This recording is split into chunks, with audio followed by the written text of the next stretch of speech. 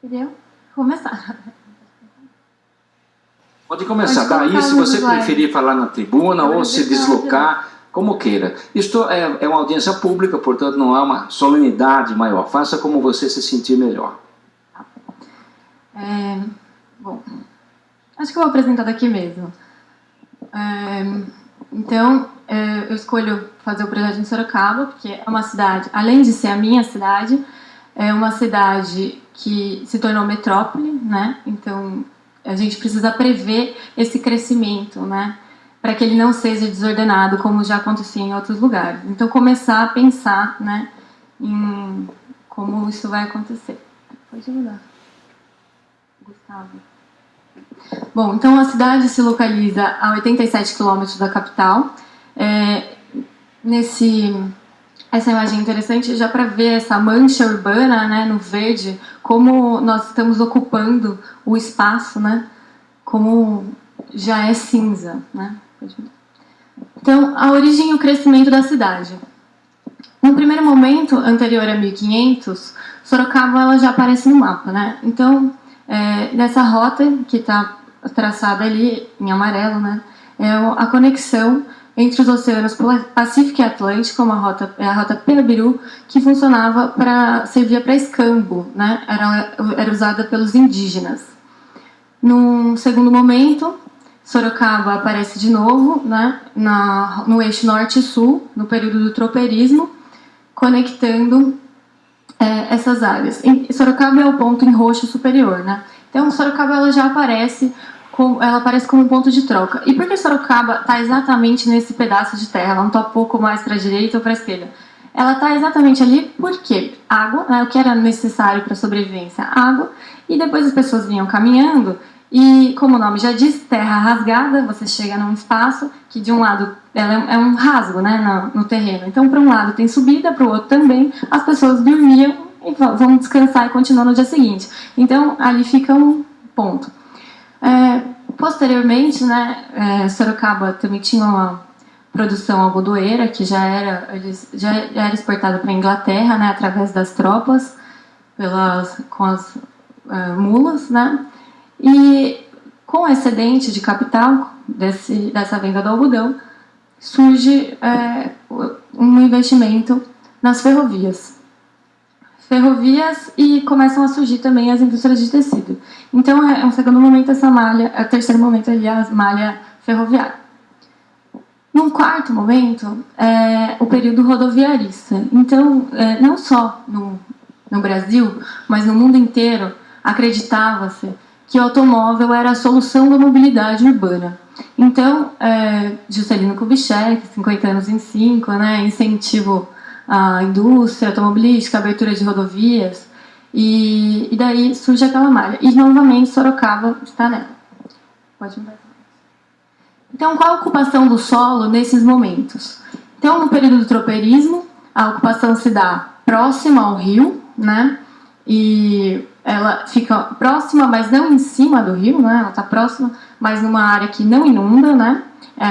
Aquela mancha em amarelo. Então, logo ali, para quem está ali vindo do outro lado do rio, pela Avenida São Paulo, daí logo já tem a Praça do Canhão, né? Que era utilizada para proteção, enfim, é um ponto mais alto no relevo.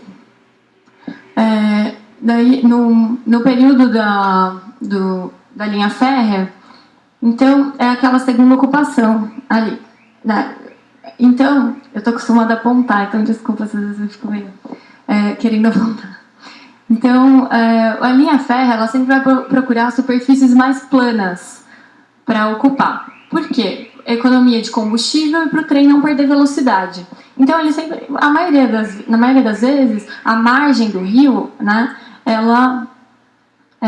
a margem do rio é plana. Então, a linha férrea, uma boa parte, ela está acompanhando a margem, né, e nesse momento dá para perceber que em volta do rio ele ainda não havia sido ocupado. Há um respeito para essa área de várzea.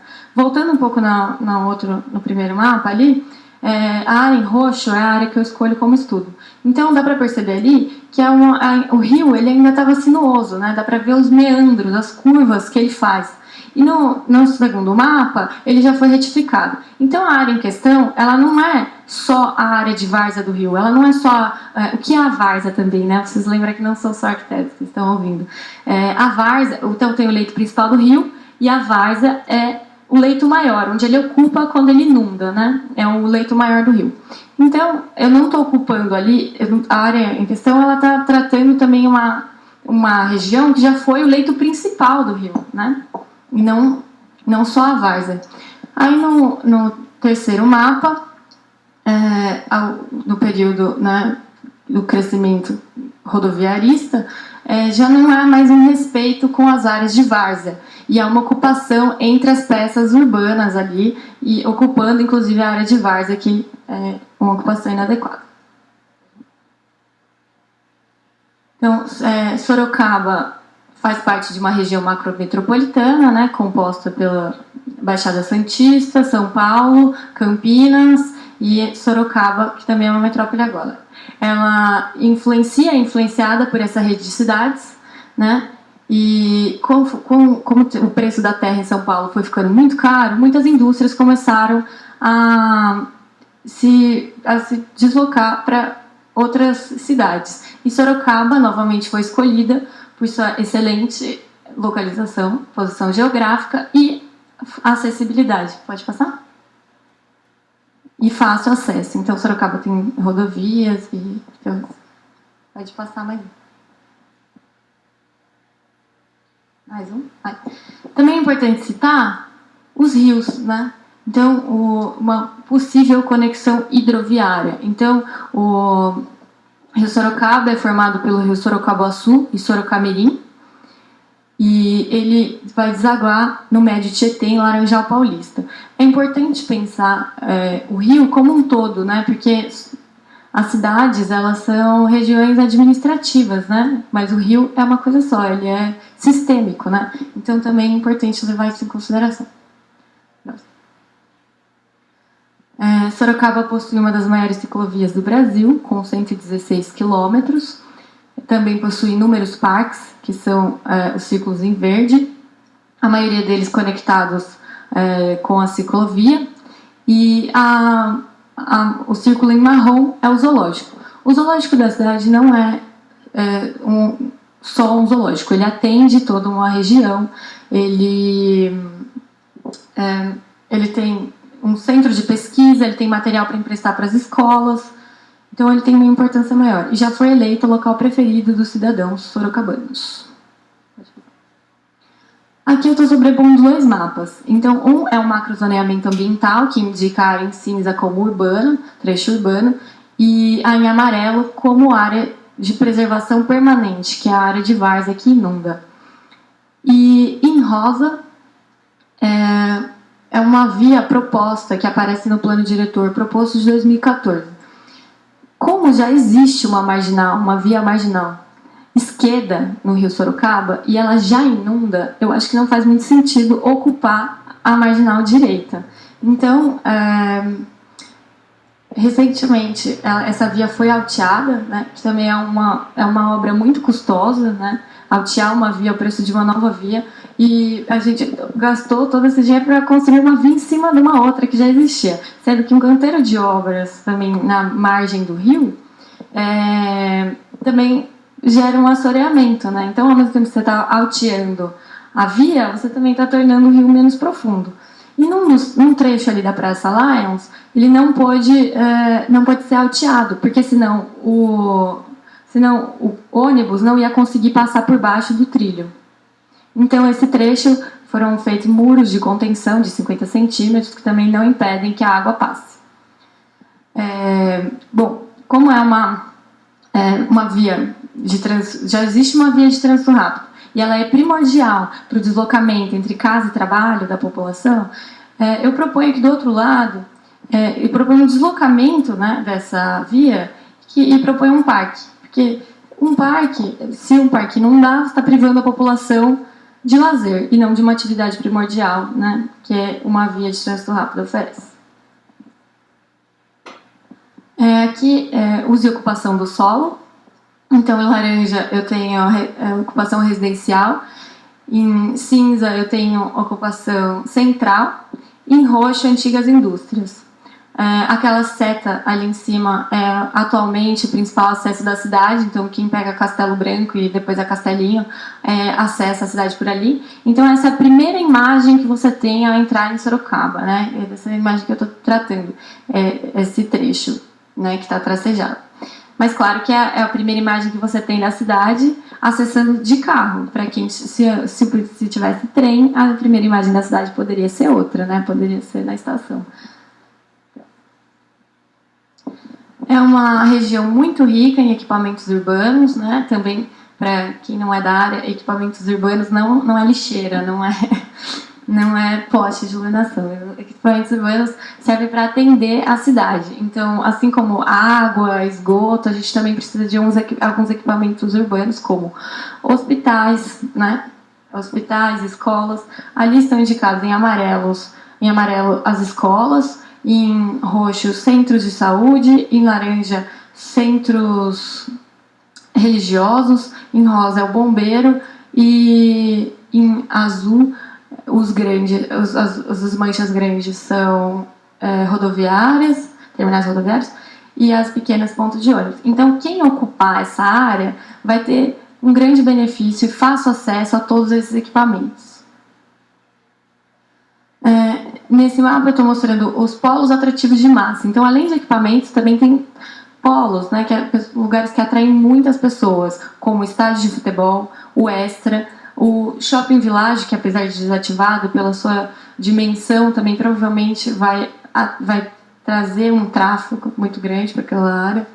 A antiga estação ferroviária, né, que também tem um museu, né, do seu lado, que também é um polo gerador de tráfego, a usina cultural, o zoológico número 5 e ali o 1 é o COPE.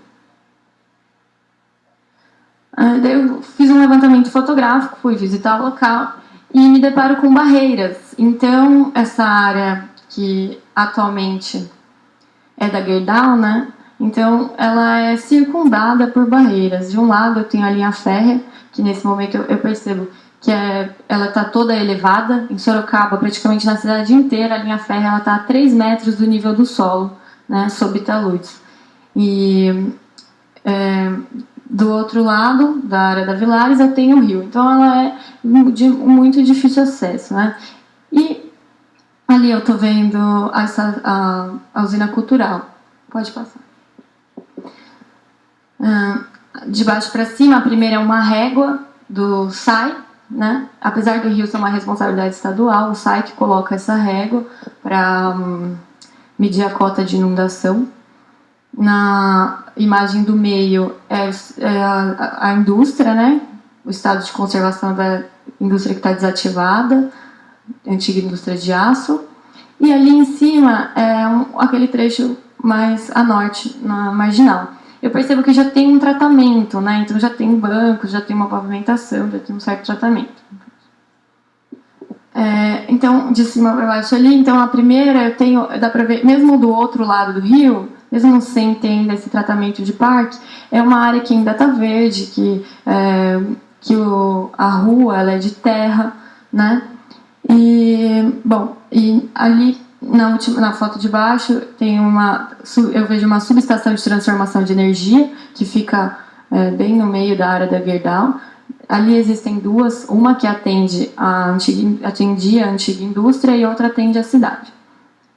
E na imagem do meio, eu percebo nessa visita que tem um córrego canalizado, né, com vigamentos, né, para impedir que ele seja assoreado, mas que não evita esse assoreamento. Então, com lotes residenciais dos dois lados, e as pessoas jogam lixo, né, então é uma ocupação bem inadequada. Eu percebo uma maior importância em tratar essa área primeiro, né, do que aquela área norte. Então, a minha área de intervenção passa a ser essa.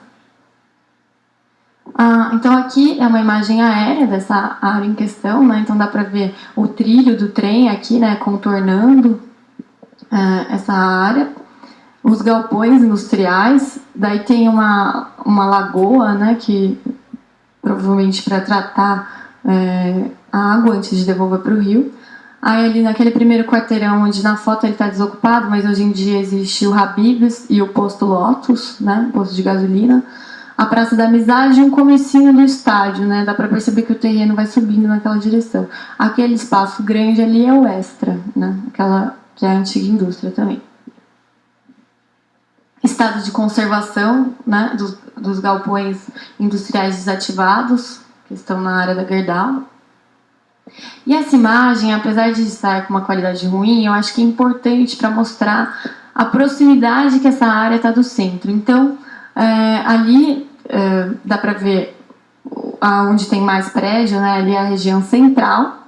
E aqui nesse cantinho à esquerda, aqui embaixo, é a área da Gerdau. Então, a pessoa que desce do centro, que poderia usufruir desse parque proposto, ela, para chegar nele, teria que atravessar a linha férrea, a via de trânsito rápido e o rio, né? Então, é muito difícil acesso a essa área.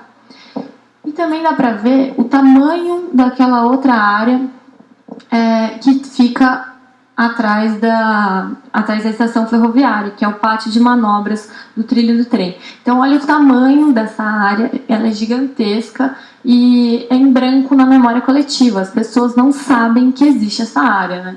E é muito importante para a leitura do espaço você ter conhecimento, pelo menos, do tamanho, qual o seu uso, né? Então, são estratégias que os urbanistas usam, nós urbanistas usamos, para facilitar a leitura do espaço, tanto marcos, né, como referência, mas como também saber o que acontece ali, né?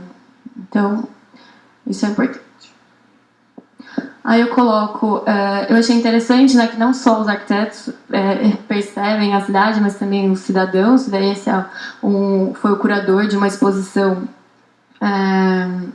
que aconteceu no Frestas, né, Josué Matos. Ele coloca: cisões redefinem a experiência de espaço. Rasgar, que também pode ser visto como rompimento, intervalo entre dois momentos de existência, o que gera áreas limítrofes, que desenha as margens e o centro, constrói marcos, incide significados peculiares para territórios vizinhos, que por sua vez os distancia. Eu acho que isso encaixa perfeitamente com o que acontece aqui, né? Então, o centro, ele é vizinho dessa área, né? Mas ele tem uma barreira, que é o rio, nesse caso, né?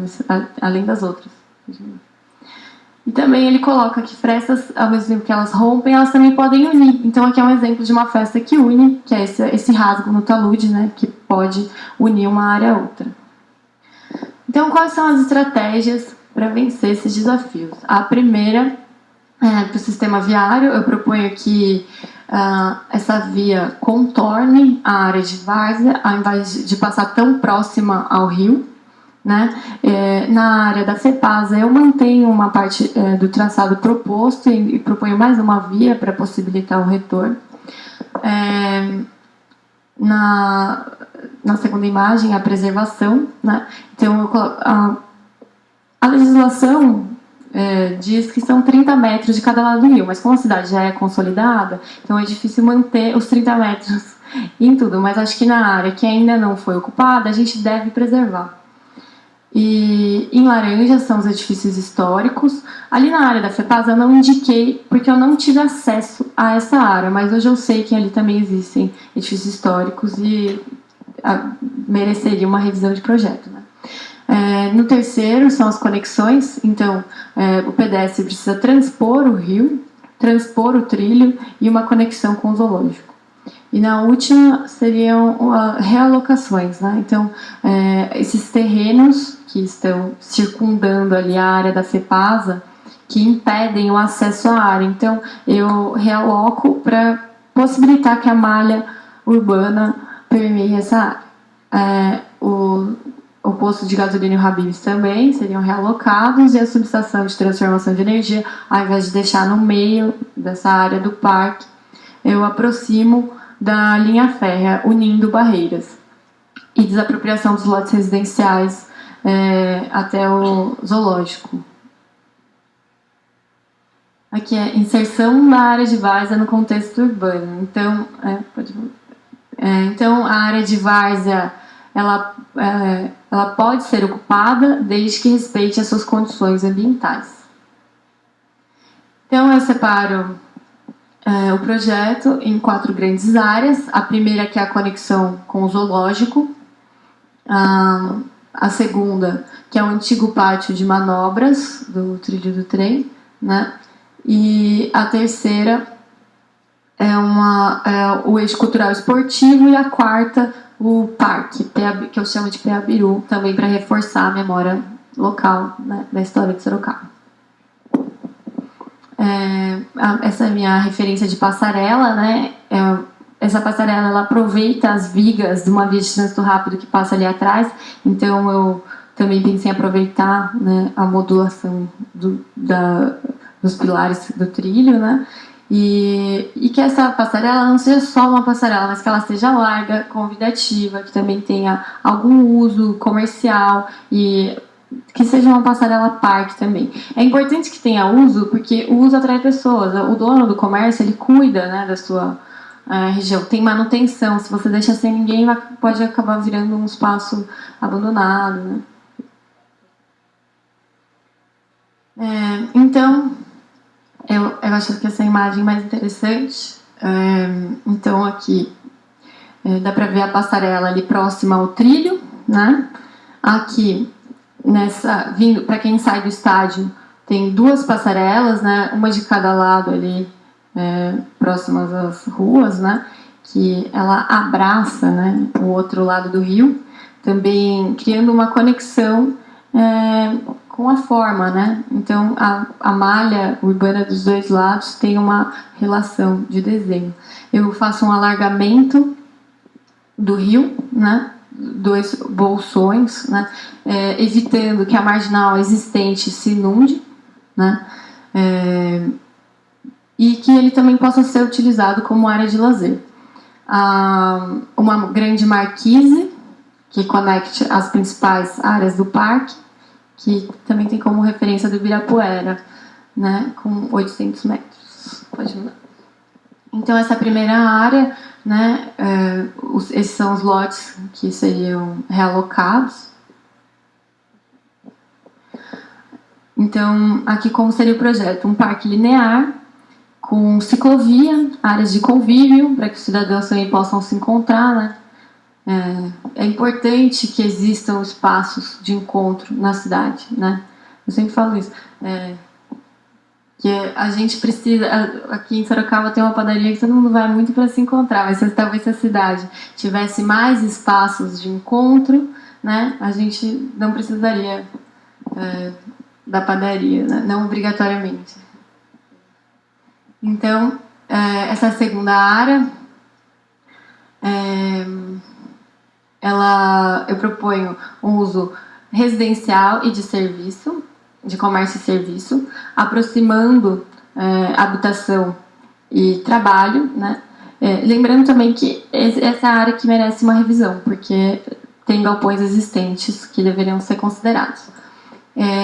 Um traçado que é ortogonal, né, paralelo em relação à estação ferroviária existente, reforçando o seu traçado, né, e também com áreas de estar e convívio.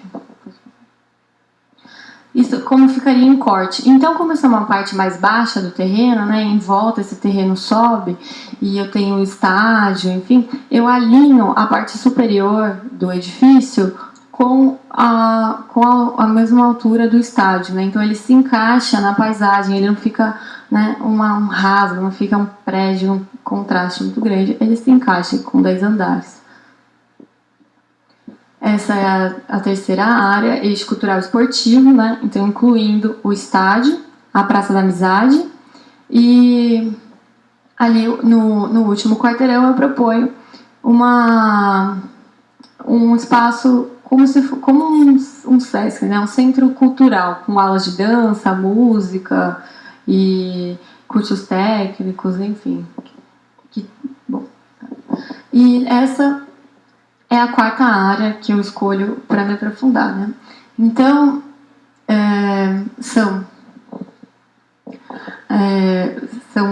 tem os galpões industriais, que eu proponho uma reciclagem desses galpões, né? Eu proponho que eles passem a ser utilizados como feira expositiva, como Sorocaba ainda tem um caráter industrial muito forte, então essas indústrias poderiam utilizar esses espaços para expor.